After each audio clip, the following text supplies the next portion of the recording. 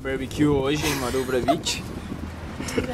Infelizmente não o melhor dia para fazer churrasco. It's raining a lot. The wind is freezing. The barbecue is not totally ready, but we are eating. And Eric told me that the most popular one was with like 600 views, and the only reason like 6 persons watched the movie was that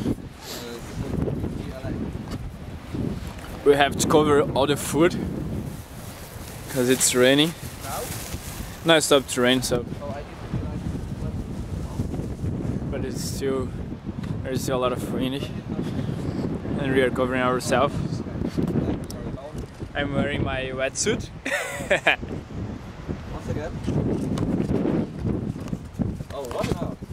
But now, at least the food is ready to eat. So sad.